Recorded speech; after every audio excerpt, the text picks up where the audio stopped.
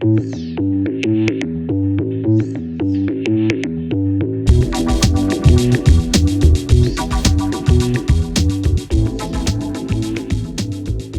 how's it going? Welcome to another episode of Lost Like Mike. I'm your host, Mike Gonzalez.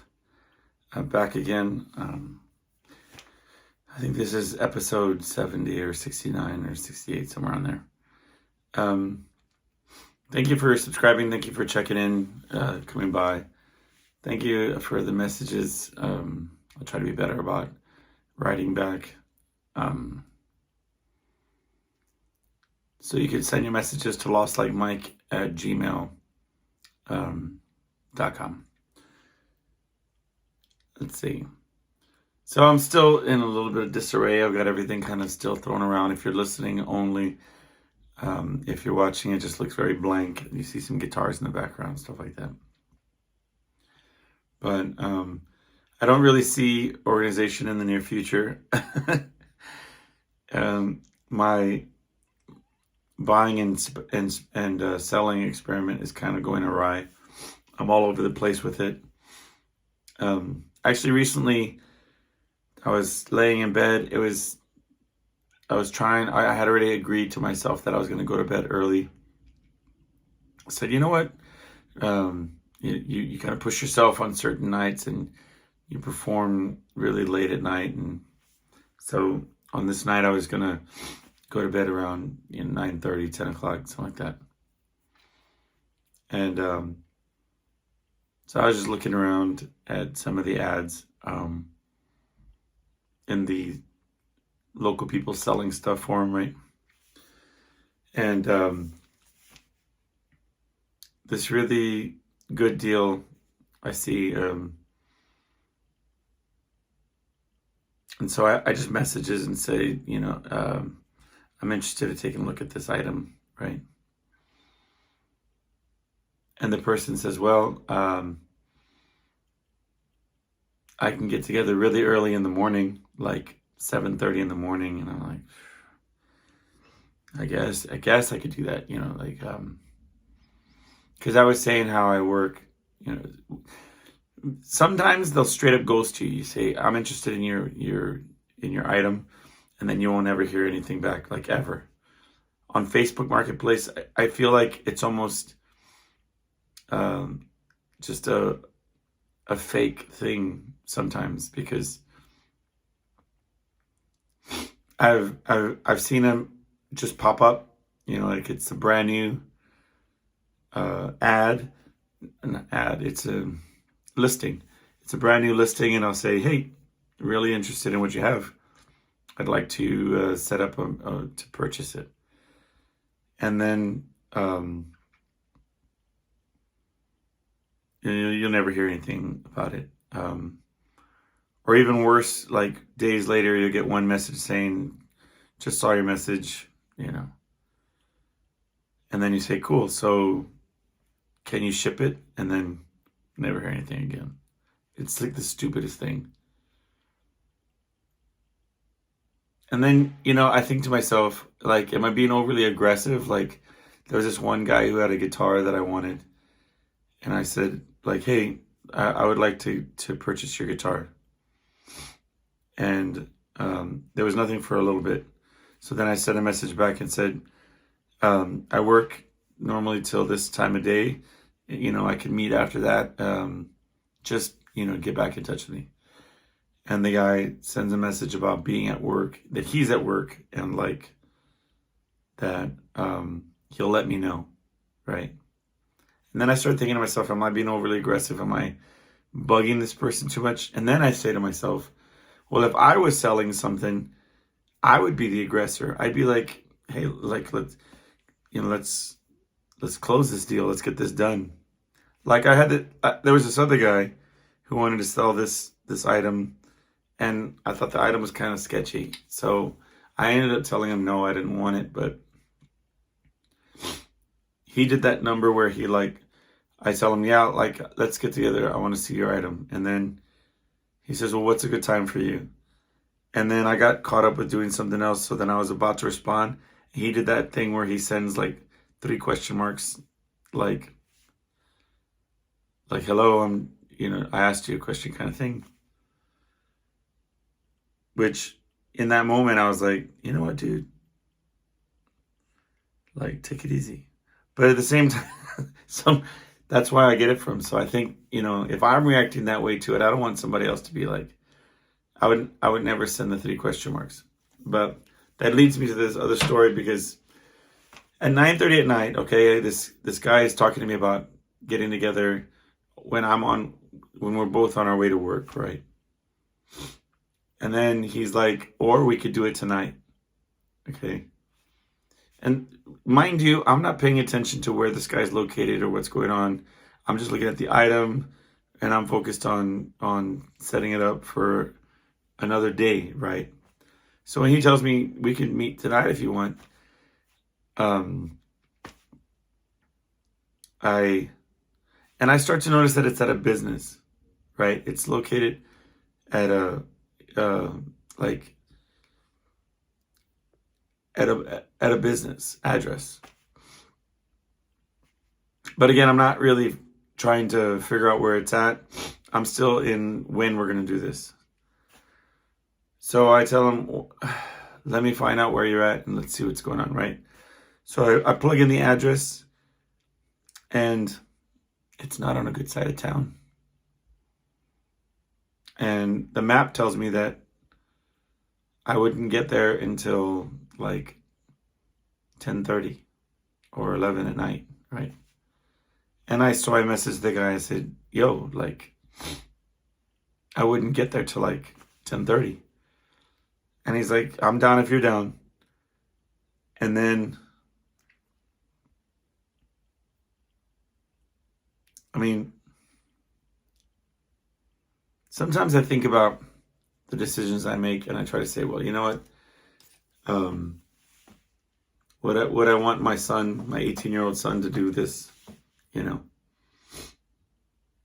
And I guess in a lot of respects, 10:30 is not too late at night, but it's just about going by yourself, unarmed, to do a transaction in the not so good side of town, you know.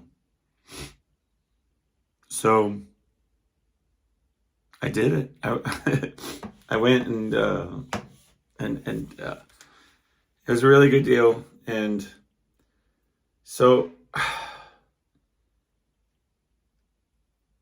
I like to think that I can keep my head about me, and I know I said to myself, look, I'll drive out that way. If it's not in a really well lit, secure location, then I'll just pass and be like, dude, I couldn't find it or whatever. And I said, well, and I told the guy that it would be like a Cash App thing where like I was going to carry cash on me. So I figured I had my bases covered. And so I drove out there, and it was like a parking lot to a closed business, but it was lit up. And it appeared to me that there was a house like behind the business. So I thought, okay, cool. So the guy lives here. And that's why he said it was, fine to come to his shop. But then I was there for like 5 minutes, which felt like 20, you know what I mean? Because I didn't want to, it's so stupid. I didn't want to commit to putting my car in park. So I was like which was probably way more suspicious and like creepy. But I was like driving through the parking lot, in like this wide figure 8, so that if I had to like boogie, I could just punch it. I didn't want to be like stationary, you know what I mean? I didn't want to get like carjacked or something. And in the guy's defense, he was like, I want, if your MapQuest says you're going to be here at a certain time, then let's make it that time that we meet. You know what I mean? And like with anybody that drives with these maps, like I'm not really driving the speed limit at certain points. And so I got there like hella early. Plus, at a certain point, I knew where I was at, so I just kind of started going faster. Anyway, but so I wrote him back, and I'm like, dude, I'm out of here, man. Like, I'm not gonna sit here in the parking lot. And then, because I don't know what it is about people that are selling stuff online that message back and forth. Like, if you're trying to set up a deal and you're like, hey, I'm interested, I'm trying to set up a, they'll back and forth, okay, you know. But when it's crunch time and you're actually there, I swear, like, most of these people all of a sudden forget that they got to check in on you. Because I'm telling you, like, I told him, I'm here and nothing. And I'm like, Jesus, what is happening? I'm not doing this with this guy. And then I'm doing this little figure eight, and then it's like 6 minutes later, and I'm like, you know what? I'm not gonna sit on the not so great side of town, like in a parking lot that's sort of dimly lit, like the part of the movie where you tell a guy, don't get off your car, right? I'm not gonna do that. So I messaged him, I said, I'm out of here. I started to pull out and go to the first light, and then he messages back and says, you know, I thought such and such time, come back, whatever, please. I'm paraphrasing. It was probably more like, you know, I thought we agreed a certain time. Anyway, turned around and, which I prefer that I did it that way, because by the time I went around the block, the guy had gotten there, he opened up his business, turned on the lights, and it felt much more safe, and, you know, it felt like right. And I purchased the items. It was a really good deal. And, but, you know, like I said, would it be something that I would advise my kid to do? No. So I need to start thinking in terms of like a smart thing, like handling things in a little bit more of a, I'm too old to be doing stupid things, you know what I mean? But, you know, because here's the thing. What do I have? Like, I have a little Swiss Army knife that says #1 dad on the side of it. I mean, that's the extent of my armory. Like, if you're going to do stuff like that, shouldn't you at least have something, you know, pepper spray, you know, a Glock? I don't know. What do people carry around these days?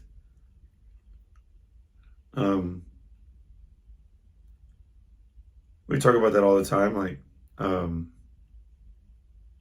people be doing crazy stuff, you know. I don't know. The jury's out on whether or not what my position is on having a firearm. You know what I mean? Like, on the one hand, my whole thing is like middle of the night, right? It's quiet, and all of a sudden you hear, you know, you're ready. There's all these factors. It's like that karate demonstration where the guy's like, okay, put your hand here and put your arm here and watch what I do, right?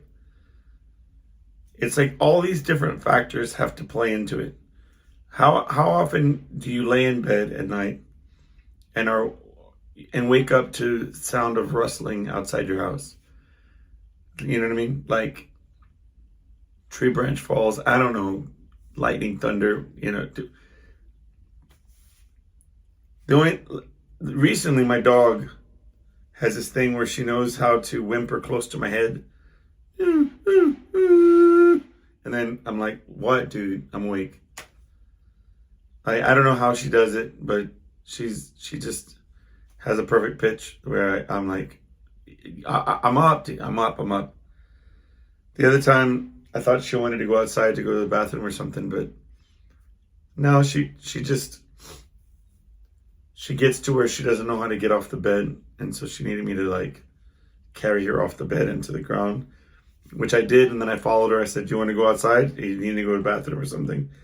And she was just like, I'm done with you, man.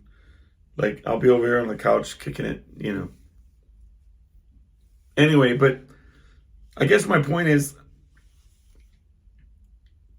if there was an intruder, I would want to think that I would have the time to react, right? Like my dog barks at cats that are like in the neighborhood. She'll go crazy about like small, possums or um, the occasional squirrel or cat or whatever. Um, and she might give a couple courtesy barks with a tail wagging if somebody is walking their dog. But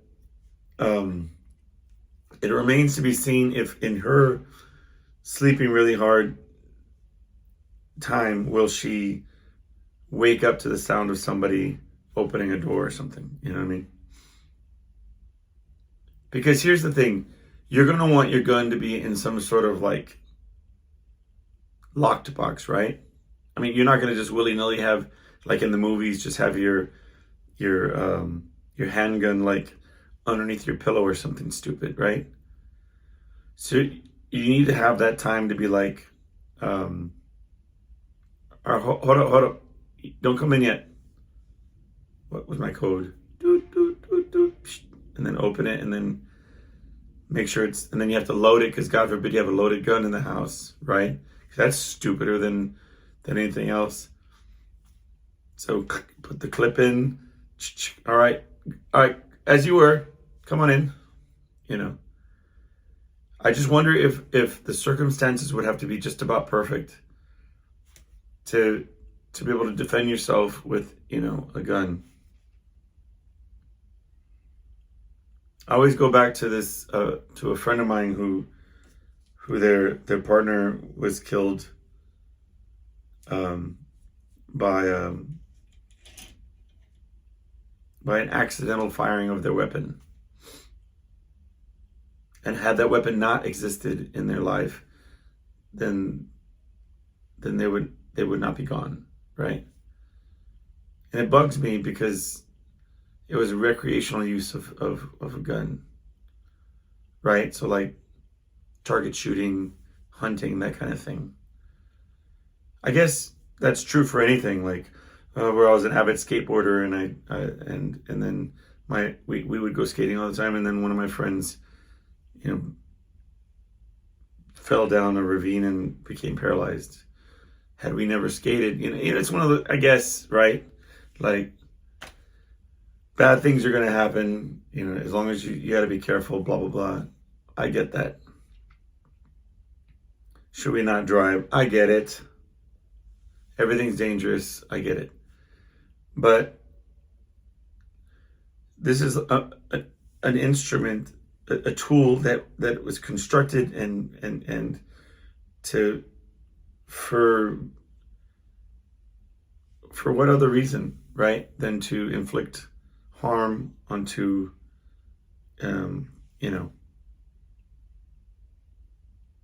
its target, right? I guess that's how you can phrase it, because, you could be shooting at a wood block, it's still going to blow it to bits, right?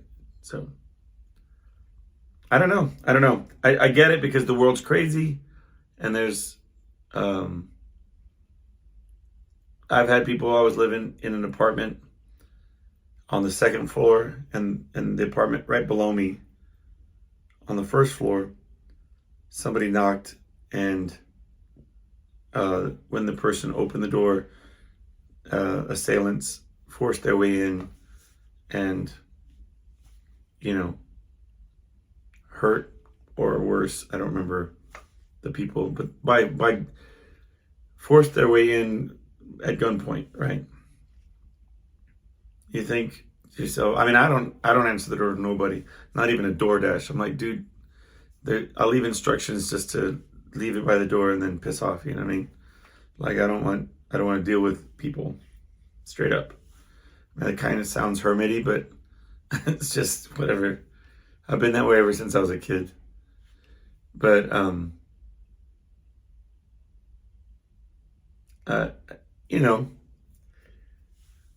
the world has a lot of craziness to it. For whatever reason, people for whatever reason. It's just there's a lot of of people that are taking advantage of people that aren't defending themselves. And that's an unfortunate truth, especially here in Texas. And the problem with gun laws are, I'm not sitting here trying to be political at all. I'm just saying that when you have rules, the people that follow the rules are not really usually the ones that are like criminals. I mean, to a certain extent, they have an awareness of those rules and can figure out ways to skirt around them. But if you're wondering whether or not a thug who, doesn't want to do things, who wants to do things the easy way, right, isn't concerned about the laws and the tracking laws and all that stuff, they have their ways of getting the weapons illegally, So I don't know. As far as I know, so many people are armed right now and have guns, especially the criminal element. Somebody was telling me about, I remember in college they were talking about in California that somebody broke into a house and was injured while breaking in and then sued the people that own the house. You should look it up because it's a true story. And they won. They sued and won. So they tried to break in and then, I guess they fell through I don't know, I'm not going to pretend I know the details. But so many of the rights of the criminals are protected right now. So it's just a dangerous situation that we're in. So to ask whether or not what my feelings are, I'm just saying I don't mind the idea of the illusion of protection, saying, well, if needed, it would be here. But on the one hand, that's my fear, is that there was one story where a man brandishes his weapon instead of hiding in the panic room with his family or hiding. He brandishes the weapon, comes out shooting, and then is shot and killed by the assailants, right? The intruders. It's I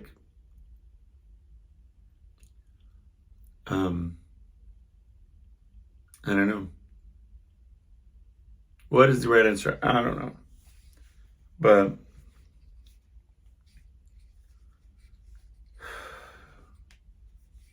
by the same token, I work really hard for the things that I have, and it bugs me to think that the scabs of the world will just come and take and threaten to hurt my loved ones.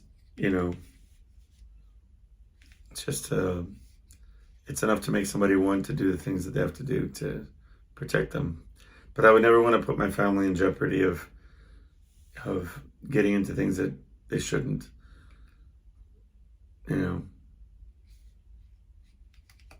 Anyway, I don't know where that tangent came from, but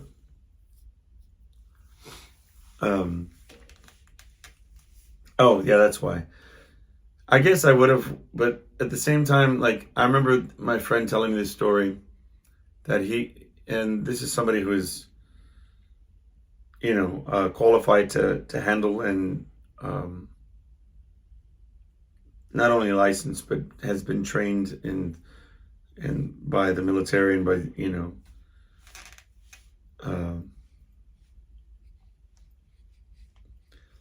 and inside his vehicle had a 9mm under his seat. Okay, look, we're just going to paint that picture. And he pulls up to a light, and a vehicle pulls next to them. And this younger element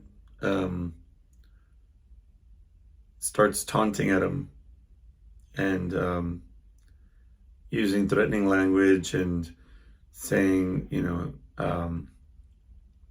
trying to provoke him to respond. Um,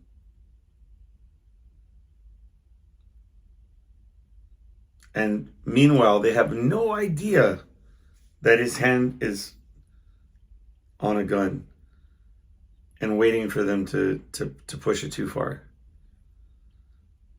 You know, because they're using all this aggressive speech and trying to provoke and trying to be, trying to start trouble, laughing and and taunting.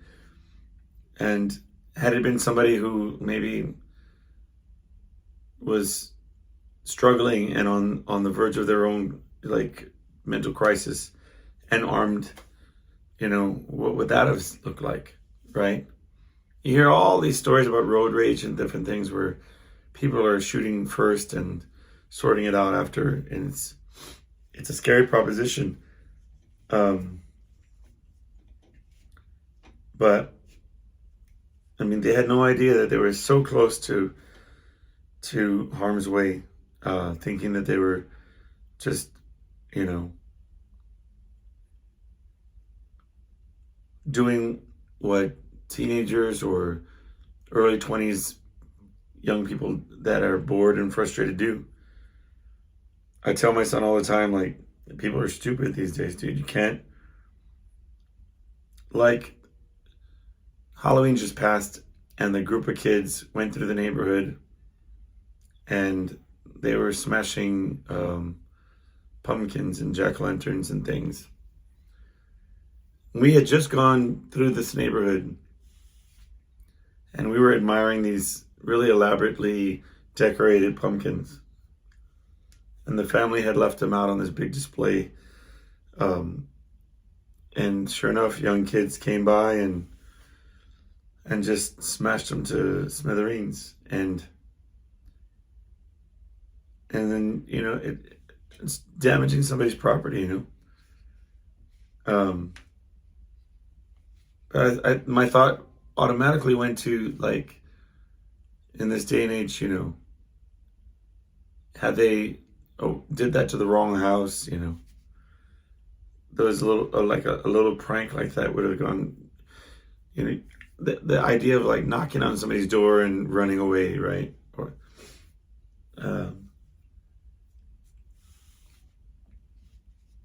all those devil's night kind of things that toilet papering houses or throwing eggs at houses, all this kind of stuff. I just don't see that as, like,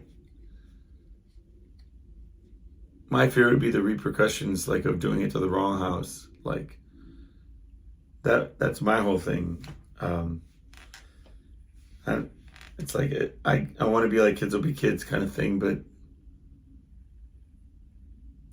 I tell my son not to be like, there's no innocent road rage or no, like, flicking people off and yelling obscenities. I mean, when I would drive him around, like, I would make jokes to him and when there would be bad drivers, and I would, say like curse words under my breath or something and be like, making jokes. But I tell him, like I remember I was with my son. Now this was when he was a lot younger. And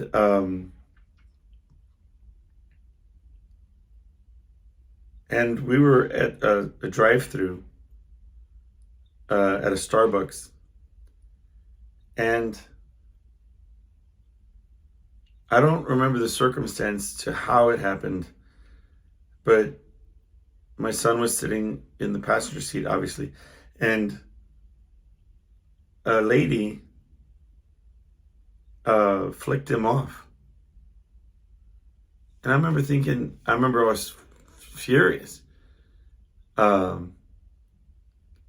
For whatever reason, she thought that it was appropriate to flick off like a 12-year-old or 13-year-old or whatever it was.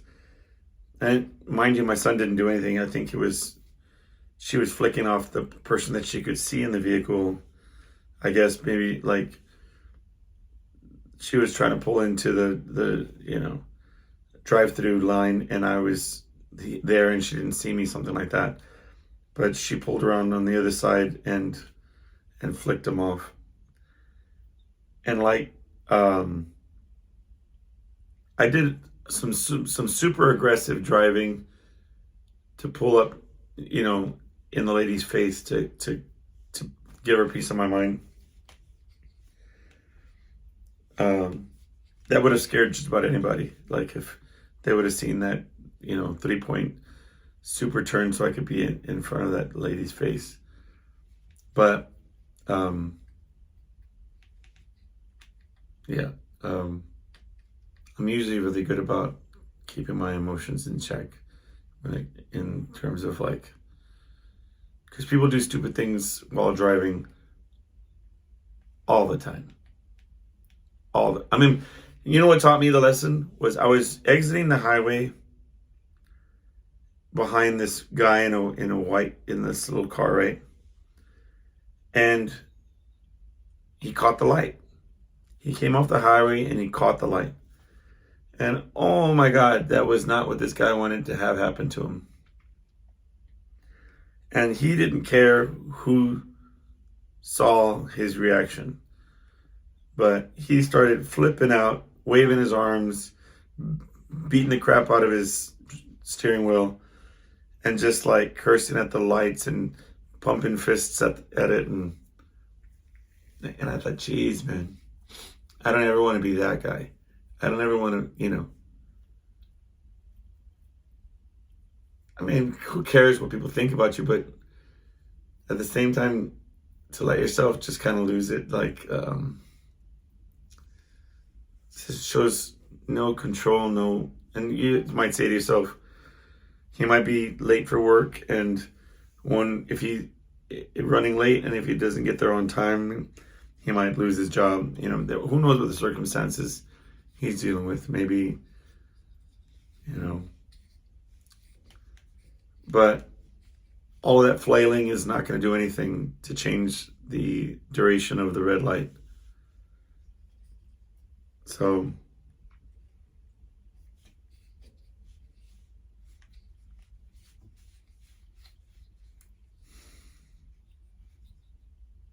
I was driving the other day and I was talking to my phone, to the TV program that I was watching. And then somebody was driving by and I thought, well, they probably just think I'm talking to somebody. You know what I mean? But it was because it was a really funny episode of the show that I was listening to. And because I don't watch the show, you know, obviously because I'm driving, it caught me off guard, and so I was laughing, and I was like, I was talking to this program. Really don't want to get into it and tell you what was happening, but okay. Well, look, just real quick. So the guy it was this this survivalist show, and earlier in the episode, he had said that first of all, he said, I don't mean to be graphic, right? But I haven't had a movement in 12 days, is what he said. Which is like the least graphic way of saying that. Like, I thought, like, take it easy. You know what I mean? Like,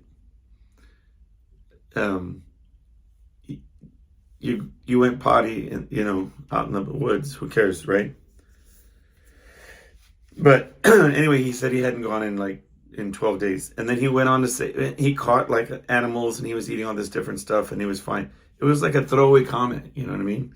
Like they say so many things over a duration of a show that I didn't really register it. So I'm in traffic and I'm driving, you know, to work. And then it came back from like the commercial, and he has a real deep voice and whatever. And all I hear is and like this grunting. I'm like, what happened to him? Is he okay? What's going on? And then he says, He says, "Oh, I feel like a new man." and I put it all together. He's like, let's just say we're back in business. I don't know what he said. Some stupid comment about he finally went to the bathroom again, and apparently that was the sounds that they started the episode with. I guess he was, for whatever reason, they had the audio of it. But it caught me off guard, so I was laughing about it, and I was saying about what I'm saying right now. But I don't know. I'm not too fazed by the fact that I was talking to the program, but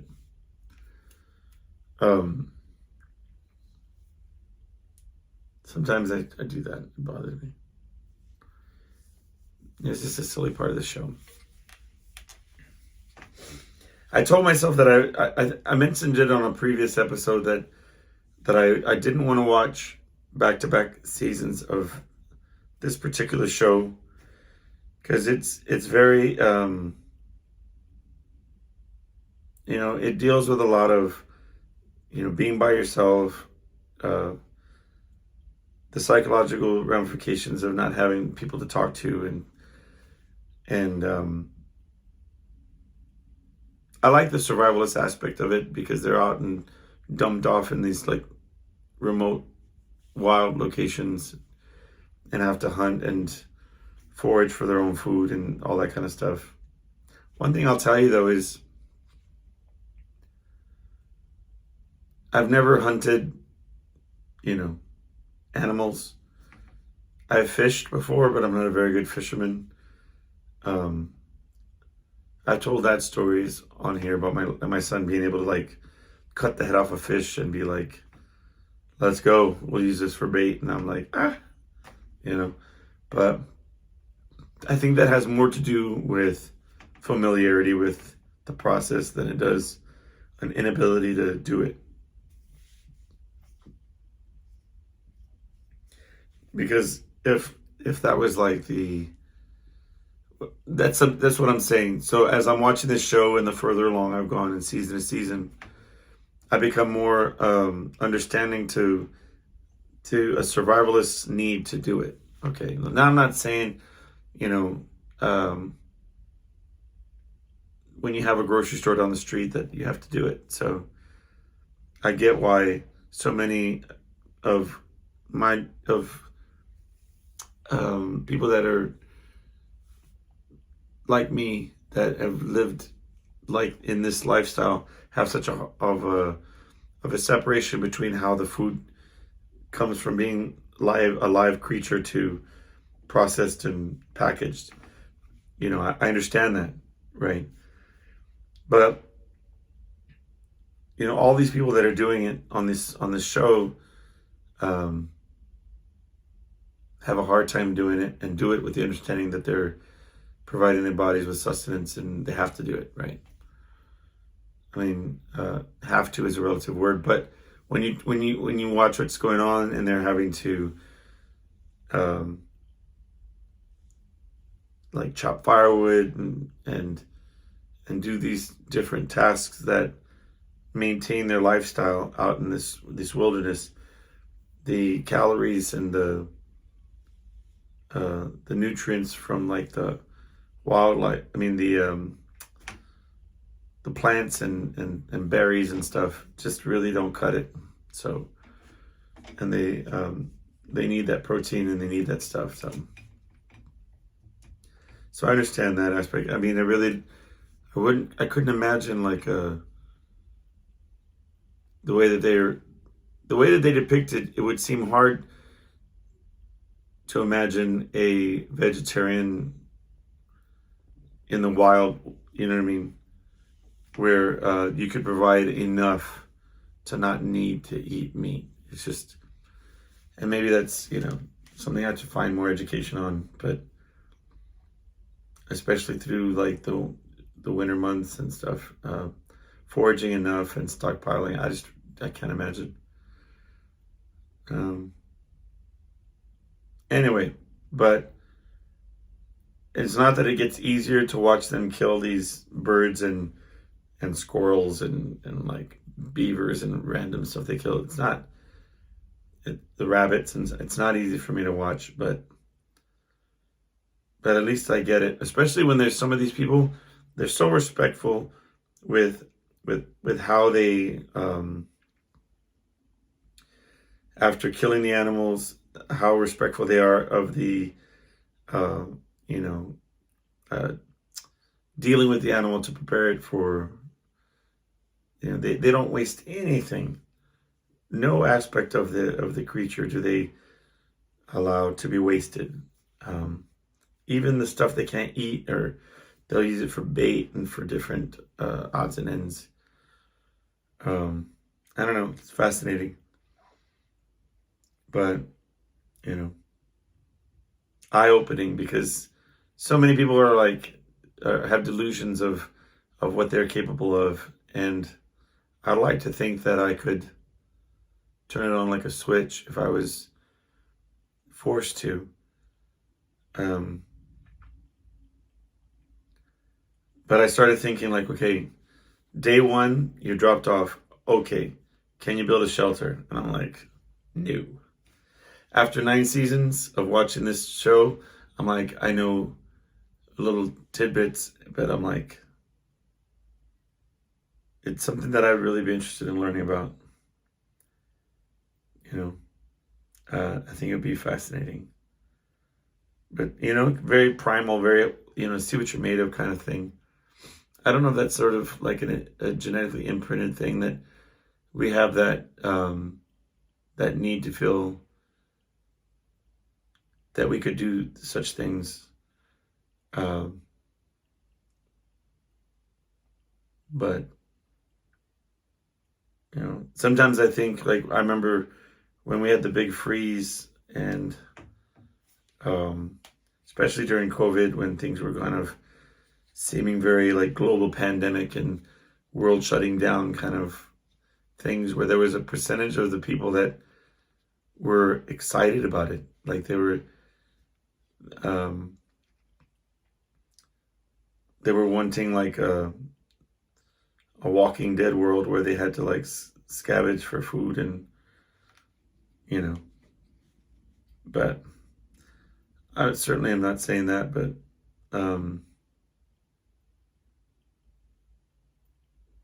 let's just say I like to go camping sometime. Maybe I remember when I was in my last fishing trip, not fishing trip, but I went down to the coast, and I thought, I said, if I catch something, I want to catch something really good, a good size fish. And if I catch something really good, I even took a little ice chest, and I said, if I can catch some fish, they had these restaurants where you would take the fish and they would prepare it for you. Like, they probably would just throw it and then give you a fish. I don't know. I'm just playing. But there was restaurants. They have restaurants there on the coast where you could take it to them and they can season it and give you some sides and whatever. I mean, I'm just saying, because I wouldn't know how to dress that fish, and I wouldn't want to dishonor it by like hacking at it and trying to prepare it and cook it myself. I mean, if I had a guide that, my son and I once went on a fishing, like where you go on this boat ride and they take you out. They were supposed to take us out to the Gulf, right? Nice calm water, and but like far out there, so that you could cast and fish, and these guys, they have this like machines where they could see like where the big fish kind of activity is. It's very much like, I remember seeing that and thinking, but we were running around the boat, my son and I, like excited because and if you ever go to the coast and they're like, sign up for these dolphin sighting trips, and it's a certain amount of money, and then go on these fishing trips for a certain amount of money. I'm telling you, just sign up for the fishing thing and you'll see the same stupid dolphins. I'm not saying they're stupid. I'm just saying you'll see the dolphins, because we were out there and all excited, and I was like pointing out these dolphins and stuff to my son, but the guy was like, I'll tell you what, we're gonna give you all a special trip today. We're gonna take you out into this open water, whatever. We're gonna take you out far past our normal calm water area. We're gonna go out, to give you all, an opportunity to fish, because we're not seeing nothing, not in this area. And I swear, as soon as they caught that first, like, surge or whatever, the first up and down little water, as soon as it went from calm water to anything but, I was done. I shut down. I turned green. I sat down. I said, son, something happened right there. We just, I can't stand up. I can't. And the guy's like, just focus on the horizon, sir. You'll be all right. And I'm like, dude, I was trash. It was so awful. And my son was like, I think my son even threw up one time and was like, all right, I'm good. Let's go. And,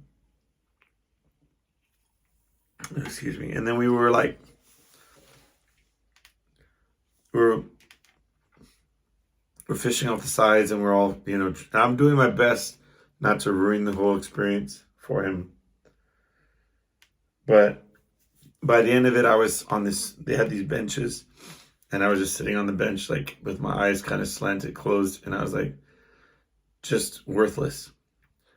But meanwhile, the guy had seen this big activity, this big fish, and the guy caught, it was the ugliest thing I'd ever seen, but it was ginormous. And they were like, y'all want us to cut you some of this and, fillets or whatever? And we were like, no, brother, I got it. I can't even think about eating. I don't even know what I'm doing. I'm going to enjoy it, guys,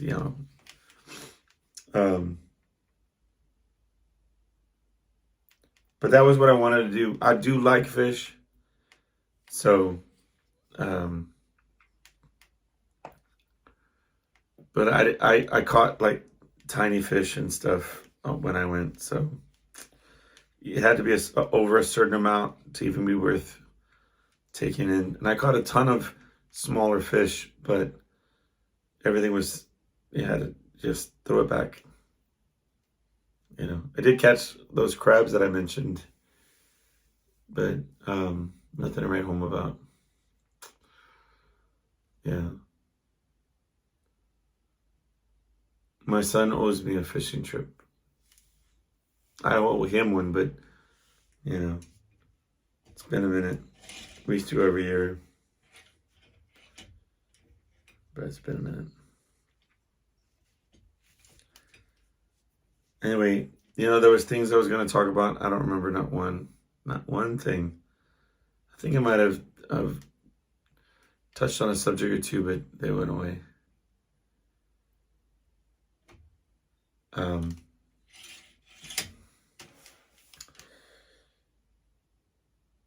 Next week I'm in a walk for the American Heart Association Heart and Stroke Walk. Okay, that's the title of it. And I'm walking doing it in honor of my mom. She does have a heart disease, and so I'm doing it. I'm walking in honor of her and her battle with that. She's had like different stints put in, and like,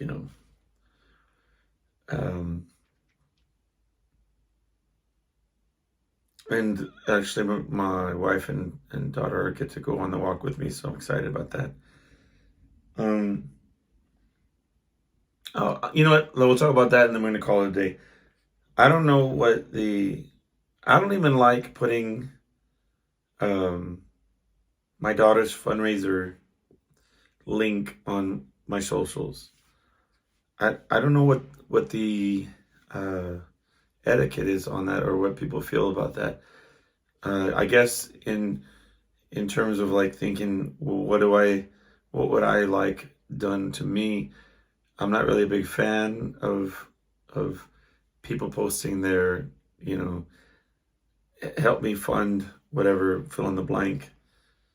Although if it's a worthy cause, I'm down.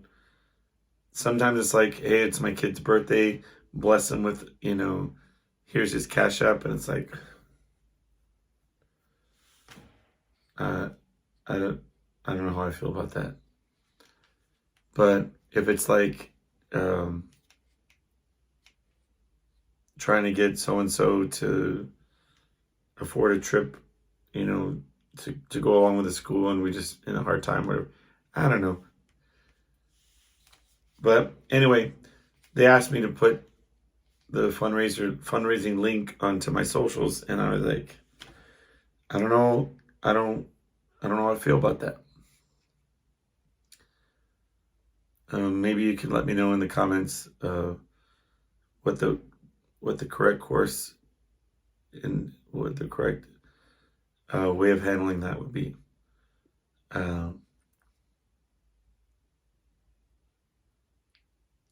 I did post my daughter's on my social, my daughter's school fundraiser, only because my wife was like, "You're gonna post it, and if you don't, you know, bad things will happen." So I did, but anyway, I have no problem fundraising, but I just think that there's something impersonal about doing it on those platforms. I would rather do it like in a fundraising setting where I explain the situation of what I'm trying to do. And hold on, let me see.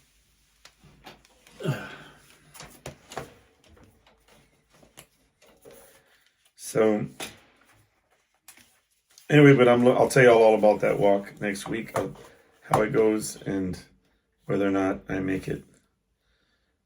Also, next week is the week after that. I'm doing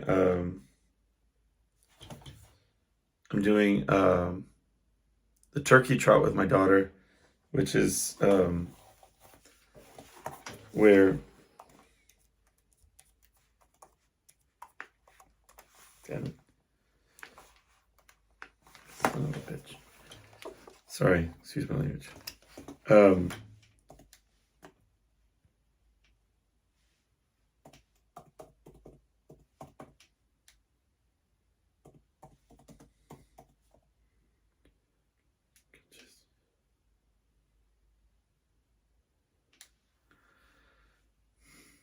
Congestive heart failure is what my mom has.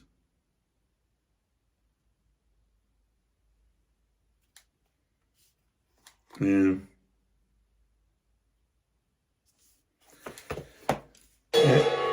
Sorry, I go on that. I think I call it congestive. It's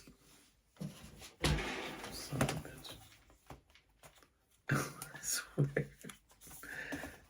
If I can't read, right? Yeah, congestive heart failure. I'm gonna have to listen back and see what I called it the first time. When I said it the first time, I felt like I was saying it on wrong. But she has congestive heart failure. She's battled it for some time. Battled it, which is recognized it, and tried to like do things that talks about like obviously not smoking, but like dieting, eating right, getting exercise, all that kind of stuff. Figuring it out. I'll have to research it and find out more about it. All right. Thank y'all for hanging out with me today. I appreciate you talking with me. Please message me at lostlikemike@gmail.com or in the message section. and I'll do my best to respond. And I will see you next week. We'll talk again.